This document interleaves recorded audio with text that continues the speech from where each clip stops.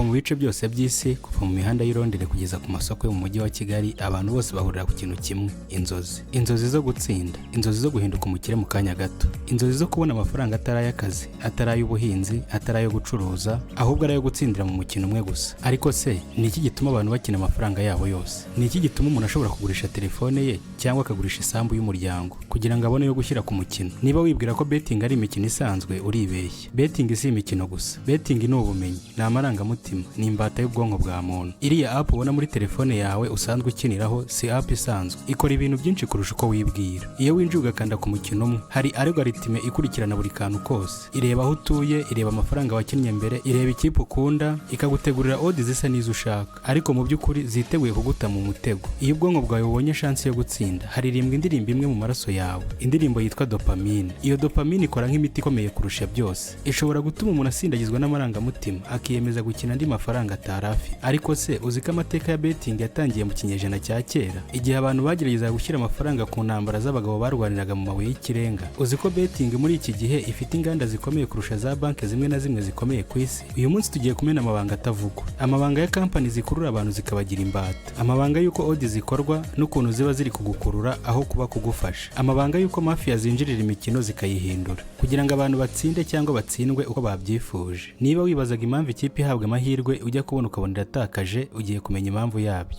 Niba utekereza ko odds ari ibipimo by'ukuri, urasobanukirwa ko ari urukuta rwubatswe n'abandi kugira ngo amafaranga yawe agere aho bateganyije. Iri ni ijambo rimwe ushobora gufata nk'umwanzuro w'iki kiganiro cyose: house always wins. Ariko mbere yo kumva ayo mayobera yose, reka dusubire ku ntangiriro y'inkuru, amateka ya betting, aho byose byatangiriye ndetse n'ukuntu byagiye bihinduka bigera ku byuzuye uyu munsi. Mu gihe cya kera cyane, mbere y'uko habaho telefone cyangwa internet, mbere y'uko habaho stade nini zuzuye abantu bamaze igihe bashaka uburyo bwo guhuza amarangamutima n'uduceri duke bari bafite mu ntoki. Amateka ya betting atangirira mu Bugiriki bwa kera. Icyo gihe abantu bahuriraga mu bibuga bya gladiators cyangwa bakareba impaka z'amafarasi. Ntabwo bari bafite odds zicapiwe ku rupapuro, oya, bari bafite amagambo gusa, imvugo, ndetse rimwe na rimwe bikaba ibiceri. Umuntu akavuga ati, ndatekereza ko uyu mugabo ari uri butsinde, undi akamusubiza ati, oya, uriya ni uri butsinde, reka duhuze amafaranga turebe. Aho niho betting yatangiriye bwa mbere, umukino w'abantu ku giti cyabo. Nta mategeko menshi, nta makampani akomeye, byari abantu, amafaranga n'amaraso yamenwaga mu kibuga. Ariko igihe cyose amafaranga yahuraga n'amarangamutima, habaga hakenewe umuntu umwe. Uwo muntu bamwitaga bookmaker. Niwe wakiraga amafaranga y'abantu bose, akayabika, hanyuma agatangaza intsinzi ku watsinze. Uwo niwe wabaye isoko ya betting ku isi yose. Twimuke mu kinyejana cya 18, Ubwongereza bwahindutse igicumbi cya betting. Byatangiriye ku mikino y'amafarasi, horse racing. Abakire n'abakene bahuriraga ku kibuga, buri wese akabona amahirwe yo kugerageza guhinduka umukire ku munsi umwe gusa. Ariko books, ba bookmakers, bo bahoraga bafite inyungu. Bakoze uburyo bw'ama odds kugira ngo umubare w'amafaranga binjiza mu mifuka yabo urenge uw'amafaranga basohora. Icyo gihe betting yabaye business, byari bikomeye, bifite amategeko, ndetse byinjira no mu bukungu bw'igihugu. Ndetse abami n'abanyapolitike batangiye kubigiramo uruhare, kuko amafaranga yavaga muri betting yabaga ari menshi cyane. Ariko ibintu byaje guhinduka cyane mu kinyejana cya 20, mu gihe radio n'amateleviziyo byatangiraga gusakara hose. Betting nayo yaragutse, kuva ku mikino y'amafarasi kwerekeza ku mupira w'amaguru, basket, boxing, tennis, byose byahindutse imikino yo gushyiraho amafaranga. Nyamara impinduka nini yaje mu myaka y'1990 kugeza twinjira mu mwaka w'2000, nibwo internet yageze ku bantu benshi, aho betting yavuye mu biro no mu masoko igera kuri mudasobwa. Kuva muri 2001, sosiyete nka Bet365 zatangiye gushyiraho urubuga rwa internet abantu bose bakiniraho. Kuva icyo gihe ntibyasubiye inyuma ukundi. Uyu munsi betting ni inganda zikomeye kurusha uko wabitekereza, zinjiza amafaranga arenga miliyari 500 z'amadolari buri mwaka ku isi yose. Yego, ubyumvishe neza, ni amafaranga menshi kurusha ayinjizwa na filime za Hollywood cyangwa umuziki wose ucuruzwa ku isi. None se ku mugabane wa Afurika bimeze bite? Ahangaha niho ibintu bitangaje byabereye. Mu bihugu nka Kenya, Nigeria, Uganda n'u Rwanda, betting yahindutse umuco w'urubyiruko. Kuki? Kuko urubyiruko rukunda football, kuko smartphone na mobile money byabaye ibintu bisanzwe, kuko buri wese afite inzozi zo guhinduka umukire mu kanya gato.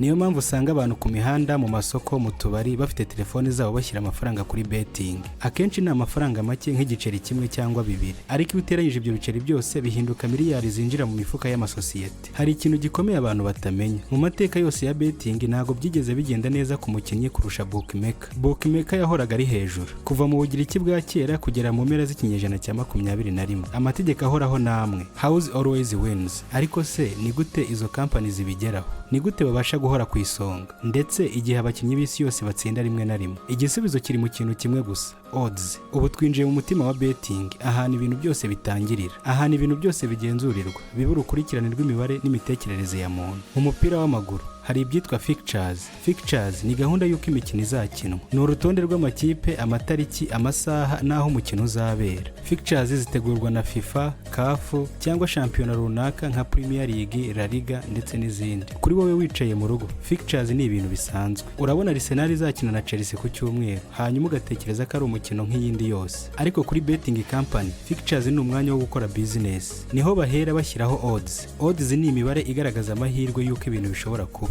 Niba odds za Arsenal ziri kuri 2, company ya betting iravuga iti amafaranga yose uri bushyireho turayagukubira 2. Ariko hano mu by'ukuri niho ibanga riri. Odds ntago ari ukuri kwa nyako. Odds ni uburyo bwo gukurura abantu bose mu mutego umwe. Uko bigenda, hari itsinda ry'abantu b'abahanga mu mibare bita odds makers. Abo bantu bakoresha imibare ya statistique bareba uko amakipe yagiye akina, abakinnyi bafite imvune, imihindagurikire y'ikirere, ndetse rimwe na rimwe bakareba n'amarangamutima y'abafana ku mbuga nkoranyambaga. Nyuma yo kubara ibi byose, baricara bakavuga bati dushyira Arsenal kuri 2, Chelsea kuri 3.5, draw cyangwa kunganya tubishyire kuri 3. Ariko ntago ari uko bibayeho mu by'ukuri. Oya, ibi byose biba bigendeye ku kuba company ari izabona inyungu. Odds ntago zigaragaza ukuri. Odds zigaragaza uko betting company ishaka kugabanya ibyago byayo. Buri gihe baba bashaka kugabanya amahirwe y'uko batsindwa. Urugero rworoshye kugira ngo ubyumve: niba abantu miliyoni 5 bakinnye kuri Arsenal kandi odds za Arsenal akaba ari ntoya cyane, company zahita ikora uburyo bwo gutuma abantu bake bashishikarira kujya kuri Chelsea cyangwa bahitemo draw. Mbese bakoresha iki? Boosted odds, promotions na jackpots. Bigaragara nk'aho ari amahirwe y'ukuri, ariko mu by'ukuri ni marketing strategy yo kugabanya amafaranga yinjira ku ruhande rumwe. Hari n'ubundi bumenyi bwinshi bwinjiramo. Algorithm zikoreshwa mu gukora odds ziba zisuzuma buri kimwe: uko umukinnyi yagiye akina mu minsi 30 ishize, uko ikipe yakiriye abafana bayo, ndetse n'ukuntu abantu ku isi bari kubivugaho. Iyo algorithm igaragaje ko abantu benshi bari gukina ku ikipe imwe, odds z'iyo kipe zishobora guhita zihinduka mu kanya gato kugira ngo bigabanye ibyago bya company. Iyo rero wicaye mu rugo ukabona odds zihindutse mu masaha make mbere y'umukino, wibuke ko algorithm ziri kugenzura uko isi yose iri gukina. Betting company iba ifite icyerekezo kimwe: ntidushobora gutsindwa. Ariko se ibi byose bibaho gute ku mukino nyirizina? Ese kuki rimwe na rimwe ikipe ikomeye iri ku mwanya wa mbere itsindwa n'ikipe iri mu myanya y'inyuma? Ese kuki odds rimwe na rimwe zigira akayabo abantu bose bakabyirukiraho hanyuma bigahinduka ibintu bidatunguranye? Mu buzima bwa muntu hari umusemburo umwe ushobora guhindura icyerekezo cy'ibyiyumvo byawe mu kanya gato. Uwo musemburo witwa dopamine. Dopamine ni neurotransmitter. Ni ikinyabutabire ubwonko bukoresha mu kohereza ubutumwa hagati y'imisokoro y'ubwonko. Iyo ubwonko bwawe bwumvise ko hari igihembo kiri hafi kuboneka, dopamine irasohoka, ikagutera ishyaka, ikaguha umunezero, ikagushishikariza gukomeza kugerageza. Mu buzima busanzwe ubundi dopamine igufasha gukora ibintu byiza, nk'igihe uri gukora siporo, igihe urimo gufata amafunguro yawe ukunda, cyangwa igihe wungutse ikintu cyari kikugoye. Iyo ni dopamine y'umunezero. Ariko mu gihe cya betting, dopamine ihinduka intwari ikomeye yo kukurimbura. Iyo winjiye muri app yawe ukabona umukino urimo gukinwa, umutima wawe utera vuba, amaso yawe akibanda ku mibare iri ku ruhande rw'ibumoso rwa screen, ukibwira uti niba ndebye neza uyu mukino ndawutsinda. Ubwo nibwo dopamine itangira gusohoka. Ikintu abantu benshi batazi ni iki: dopamine ntisohoka gusa igihe utsinze, ahubwo irasohoka cyane cyane igihe ugerageje gutsinda. Iyo anticipation y'igihembo niyo itera ubwonko kumva ibineza neza kurusha no gutsinda ubwabyo. Niyo mpamvu usanga umuntu wageretse amafaranga kuri game imwe, nubwo yatsindwa asubira vuba akagerageza ku wundi. Si ukubera ko atekereza ko azatsinda, oya, ni uko ubwonko bwe bwasazwe na ya dopamine nyinshi, iyo anticipation y'igihembo. Abashakashatsi bagaragaje ko dopamine ikora nk'uko ibiyobyabwenge bikora. Uwabaswe na kokayine cyangwa heroine aba ari guhatirwa n'ubwonko bwe kongera ndetse no kongera. Ni nako bimeze ku muntu wabaswe na betting, naho bitandukaniye. Betting companies bazi neza rino banga, niyo mpamvu bakora ibintu nka near miss, igihe wegereje hafi gutsinda ariko ukabura gato. Urugero, wagera nko kuri jackpot, ibindi byose bikaba byatsinze, ukabura umukino umwe gusa. Ubwonko bwawe wabuvuga buti ndacyari hafi, reka nongere ngerageze. Ariko mu by'ukuri betting company yari yarateguye odds mu buryo bwo kukwereka icyizere gito, kugira ngo ubwonko bwawe bukomeze gusohora dopamine, bigutere gukina nanone. Hari ikindi bita random reward. Uzi impamvu abantu bakina slot machine cyangwa lottery batayirekura? Nuko gutsinda bigaragara nk'iby'imburagihe, ariko sibyo. Iyo unpredictability niyo ituma dopamine izamuka cyane. Iyo utazi neza igihe uzatsinda ariko ukabona ushobora gutsinda igihe icyo ari cyo cyose, ubwonko bwawe buhita bukwemeza gukomeza kugerageza. Ibi byose bituma abantu bibasirwa na betting atari uko bayishaka, ahubwo ari uko ubwonko bwabo bwigaruriwe n'urugendo rugendo rwa dopamine. Iyo wicaye imbere y'ikirahure cyawe wibwira yuko uri gukina umukino w'intsinzi, nyamara wibuke ibi, nta na rimwe uri kumwe n'uruganda rukina ku bw'intsinzi yawe, ahubwo rukina ku bw'itsindwa ryawe. Ibigo bya betting ntabwo byubatswe kugira ngo biguhe amafaranga, ahubwo byubatswe kugira ngo bikurye buhoro buhoro. Reka nkwereke amayeri akomeye bakoresha. Psychology ya dopamine. Iyo uciye ku ishusho ya screen ya betting app usanga yuzuye amabara yaka cyane, icyatsi, umutuku n'umuhondo. Icyatsi cyerekana amahirwe, umutuku ugukangurira kudatakaza, naho umuhondo ugutera amatsiko. Ibi byose si impanuka, ni uburyo bwo gukoresha neuromarketing kugira ngo ubwonko bwawe bwikuremo dopamine igihe cyose ugiye gukanda press bet. Niya miss strategy. Gutsindwa haburaga gato ngo utsinde. Hari ubwo wegera hafi gutsinda neza byose byarangiye, ikipe ya nyuma waguze ugasanga ibuze igitego kimwe. Aha rero niho baba bagutegerereje neza. Ubwonko bwawe wita bukubwira ngo noneho ubutaha biraza kugenda neza. Urabona ko habuze gatoya ngo utsinde. Icyo nicyo gituma abantu bakomeza gukina, kandi nubwo batsindwa ntibabyumva nk'itsindwa ryuzuye. Boosted odds, amacenga y'amahirwe. Hari igihe bagushyiraho odds zisa nk'izidashoboka, bakakubwira ngo ukoze beti kuri uyu mukino turaguha amahirwe yikubye kabiri. Ibyo ntacyo bivuze ku bigo, kuko bo barimo guhindura gusa uburyo odds zibarwa, ariko wowe wibwira ko ari amahirwe yawe adasanzwe. Ni ukugufata mu mutego nk'umwana uhawe ibyo kurya byiza gusa byuzuye urusenda. Algorithm zitagaragara. Wigeze wibaza ukuntu odds zihinduka mu minota mike mbere y'umukino? Ni uko inyuma hari algorithm ziri gusoma amakuru y'umurongo w'umukino, ko amafaranga menshi yagiye ku ikipe imwe, maze bagahindura odds kugira ngo bigabanye ibihombo byabo. Ni ukuvuga ngo igihe cyose ubona odds zihinduka si ukubera ko ikipe yahise ibona igitego gusa, ahubwo ni ukubera ko kampani iri gukina ikarita yayo kugira ngo ikomeze kwibera mu nyungu. VIP system, uruhushya rw'urukundo. Ibigo byinshi bigira icyo bita VIP clubs, bakaguha bonus, bakagutumira mu marushanwa, bakaguha tickets za match cyangwa free bets. Ibi byose si urukundo, ahubwo ni intwaro. Baguhindura umuntu utekereza ngo baranze pe, ndi umukiriya w'ingenzi, ariko mu by'ukuri uri ingurane y'amafaranga, aho amafaranga ubinjiriza ari menshi kuruta ayo baguha. Ndakubwira ukuri, betting ntabwo ari umukino w'amahirwe nk'uko bitekereza. Ni ishusho yo kugenzura imitekerereze yawe, gukoresha ibanga ry'ubwonko bwa muntu kugira ngo wirengagize igihombo cyawe kandi ukomeze gukina. Mu mateka yose ya siporo ntabwo wagera kure udahuye n'ijambo match fixing. Ni ibintu bikorwa mu mwijima, aho siporo iba ntaho igihuriye n'ubuhanga cyangwa imyitozo, ahubwo igahinduka ikibuga cy'uburiganya n'amafaranga. Uko bikorwa, hari igihe ikipe yose cyangwa umukinnyi umwe gusa agurishwa. Mafia cyangwa abantu bafite amafaranga menshi baramusanga bakamubwira bati ntukine ngo utsinde, ahubwo ukora ikosa rimwe cyangwa wemere iyindi kipe itsinde. Ayo mafaranga agera ku rwego rurenze iby'umukinnyi abona ku mushahara. Benshi hano barahagwa. Abagurwa cyane ni abasifuzi, kubera ko icyemezo cye kimwe gusa gishobora guhindura umukino wose. Goalkeepers, umukino wose ushobora guhinduka kubera ko akoze ikosa rimwe gusa. Abakinnyi bato badahembwa menshi kuko baba bafite inyota n'irari ryo kubona amafaranga byihuse. Ntago match fixing ikorwa gusa ku nyungu zo gutsinda umukino, hoya, igenzurwa cyane n'ibigo bikorera mu mwijima bya betting.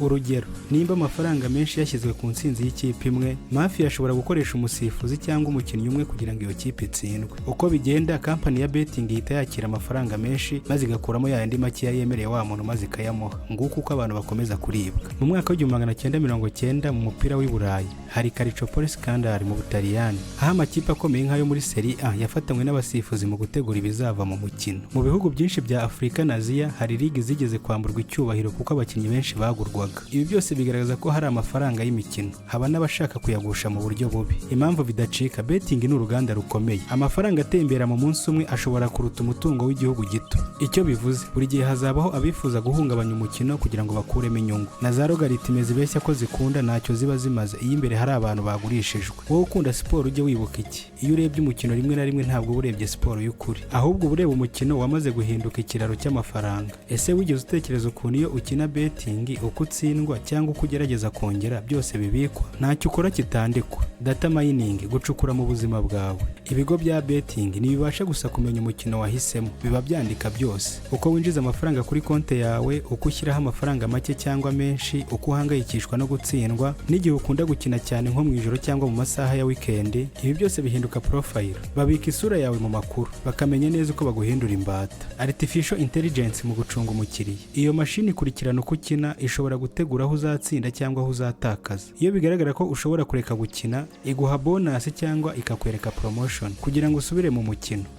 Ni nka mashini kwiga nk'umwana ikamenya ibanga ryawe ryose hanyuma ikagukoresha. Ntuzigere wibwira ko odds ari ibintu bibarwa mu buryo bworoheje gusa. Hari super computers zikora isesengura ku mikino yabaye mu myaka 10 ishize, imvune z'abakinnyi n'ukuntu abantu benshi bo ku isi bari gushyira amafaranga ku ikipe imwe. Ibi byose bigashyirwa hamwe mu masegonda make, bigatanga odds ziba ari umusaruro wa mathematics na statistics, zitigeze zikorwa n'abantu ku giti cyabo. Behavior triggers, ibicuruzwa by'imitekerereze. Hari uburyo bategura uburyo urubuga rwa betting rukureba. Iyo utsinzwe bikomeye bagushyiriraho cashback offer. Iyo wicaye igihe kinini bagushyiriraho free bet kugira ngo utibagirwa. Iyo utakaje byinshi bakwereka notification yihutirwa ngo ubu ni amahirwe yawe yo kwigarura. Ibi byose ni nka mashini itakureka. Future betting. Mu myaka iri imbere betting izaba ifite uburyo bwo gukoresha facial recognition na biometric data kugira ngo bamenye uko wiyumva igihe ugiye gukina. Byose bizaba ari amakuru yo kugutwara mu mukino kugira ngo bagukontorore neza. Ibi byose bikwereka iki? Betting si igikinisho cyoroshye. Si urubuga rw'amahirwe gusa. Ni ikoranabuhanga ryubatswe ku rwego rwo hejuru rifite intego imwe gusa. Gufata umutekano wawe w'imitekerereze ugahinduka umukinnyi udashobora guhagarara. Hari igihe wumva ko wowe ubwawe uzi ikipe izatsinda cyangwa ukumva ko odds ziri mu ruhande rwawe. Uko kwibeshya niko gutuma ukomeza gukina wibwira ko ufite control. Nyamara algorithm zose ziba ziri mu ruhande rw'ikigo cya betting.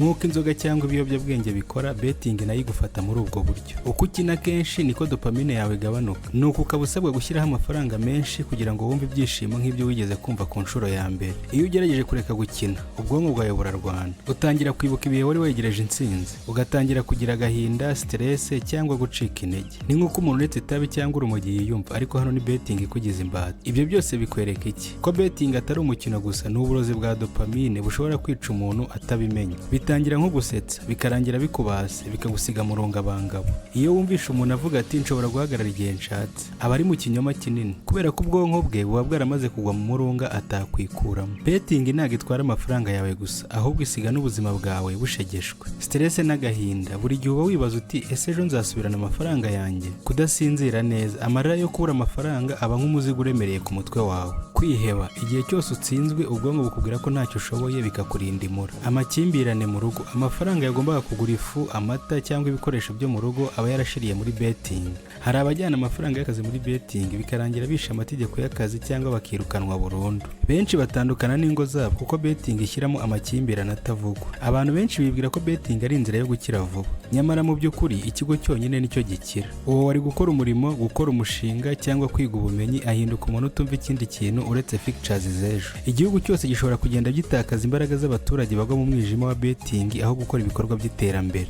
Betting isiga umuntu arwaye ishyari. Iyo abonye mugenzi we atsindiye amafaranga yumva nawe bigomba kumugendekera gutyo. Abandi isiga bararwaye depression bibwira ko Imana yabaretse cyangwa abantu babarogeye. Hari abageraho bateshuka bakiyambura ubuzima kubera agahinda no gutsindwa inshuro nyinshi. Ndakubwiza ukuri, betting nisiga umuntu wo yari we. Uwitwaga umugabo w'umutima avamo w'inganzwa, uwari inshuti avamo umwanzi, uwari umubyeyi akavamo umuntu utazi aho abana baryama. Nta kibi gikomeye nko kubona abantu barasigaye mu rungabangabo baratakaje byose: amafaranga, icyizere, icyubahiro ndetse n'umuryango. Ariko hari icyizere. Ubumenyi ni intwaro ya mbere yo kubohoka. Kumenya ukuri ni intambwe ya mbere. Ubuzi ko betting atari amahirwe gusa. Uzi uburyo algorithm, VIP clubs, notifications na bonus byose bigamije kugumana ubwonko bwawe mu mutego. Iyo uzi ibi byose uba ufite ubushobozi bwo guhitamo uko witwara. Shyiraho igihe ntarengwa cyo gukina, amafaranga ntarengwa yo gutanga. Irinde gukoresha telefone cyangwa app za betting mu masaha y'akazi cyangwa amasaha yo kuryama. Bwira inshuti yawe cyane wizera ku ntego yawe yo guhagarika ibi bintu. Bizagufasha kwibuka ko hari umuntu wahaye isezerano, bityo bitume uhangana nabyo maze utsinde. Subira mu buzima busanzwe. Amafaranga yagombaga kujya muri betting yajyane mu muryango wawe cyangwa yajyane mu myigire cyangwa indi mishinga runaka. Fata imyitozo, hobbies cyangwa imishinga mishya kugira ngo dopamine y'ubwonko itunganywe neza. Betting ishobora kugusubiza mu mutego. Ugomba guhora witeguye guhangana na triggers,